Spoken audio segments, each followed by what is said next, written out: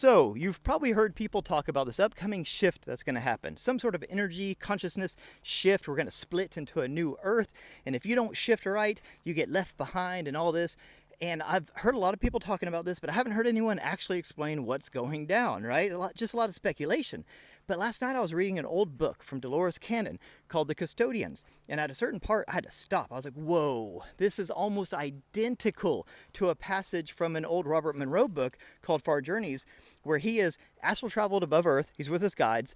And there's something going down called the Gathering.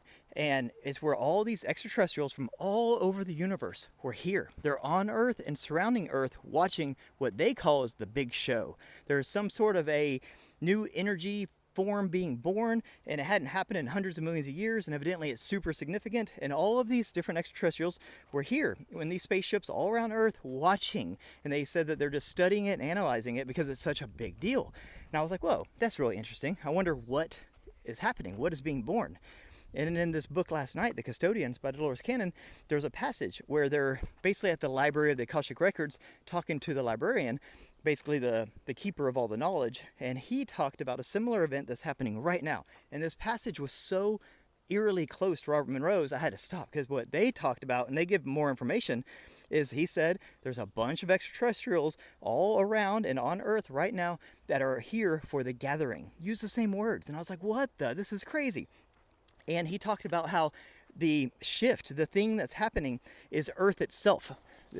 That Earth itself is raising its vibration and is becoming enlightened and awake. Like Earth itself is going through this spiritual awakening, the same way we do. And that it's like sending out its little feelers to the rest of the world, basically saying, hey, I'm awake, I'm alive, I'm aware, and I want to connect, right, with all the other planets in the universe. And that's super significant. So all the other ETs saw that, and they came here to watch, because Earth itself is about to wake up, or it's in the process of waking up, and it's going to raise its vibratory level significantly. And the thing that they're most kind of not concerned with, but really, they want to monitor and just analyze, is what happens to a planet that has 8 billion people on it when that planet goes through a sudden spiritual awakening. Because that's what's happening to Earth right now. So this shift that everyone's talking about, this shift is actually Earth itself raising its own vibration, as it has basically a Kundalini type spiritual awakening moment.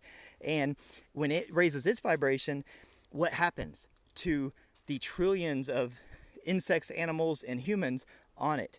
They have to raise their vibration as well. So when you hear people talk about there's a shift, and you have to shift to a certain vibratory level or you get left behind, and no one can really explain what that means, it seems like it means that Earth is changing its level, its vibratory level. It's raising its vibration, you could say, and we must raise our vibration to co-align with it, because we have to live in harmony here on Earth. We have to be in balance, okay? And that's what I think they mean by get left behind, is that we have to change with Earth so that we can go through this transition with Earth. If not, I don't know what's going to happen. I'm not going to speculate on that. But I just know that I want to be on the same vibratory level as Earth. So how do you do that? Well, if I had to guess, I'm not an expert, but what I do is I try to spend as much time in nature as possible. Right now I'm walking through the woods. This morning I went paddleboarding. I swam in the ocean. We swam in the river and the lake. Right after that, I'm outside probably 9 or 10 hours a day, every single day. I'm not saying you have to be that extreme, but what I'm saying is spend as much time in nature as possible. Drink real water. Breathe the air. Put your bare feet on the ground. Eat fresh, raw food from farmers markets or from your own garden. Try to just be as connected to Earth as humanly possible, because it's kind of like these tuning forks. Like you'll see these experiments where they have 2 different tuning forks. They're tuned to different, vibrations. They'll put one down, they'll whack it with a hammer, and they'll put another one next to it. And eventually it's called some sort of like harmonic resonance type thing, where they'll eventually one will like retune the other one, and they'll start humming at the same frequency. Like, you want to just put yourself in nature the same way. If you put 2 tuning forks next to each other, one will pick up the same vibrations the other one. I think that's how it is with nature. By just being in nature, by putting your bare feet on the ground, by hugging a tree, by drinking the water, breathing the air, eating the food, being grateful and in gratitude and thankful and just appreciating nature and appreciating Earth for giving us everything that we need to survive and live and thrive.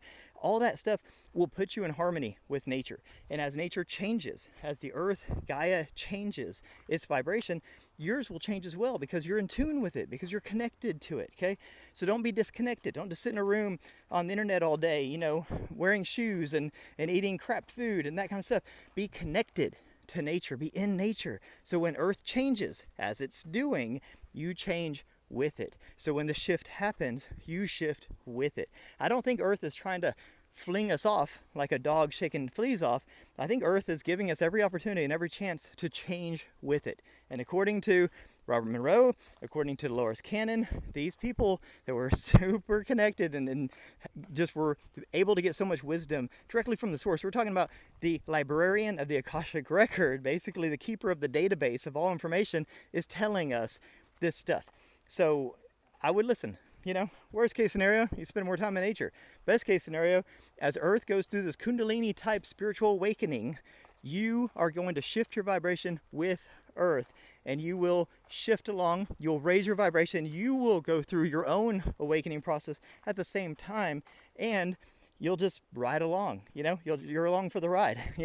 And it's kind of like having a ticket to New Earth.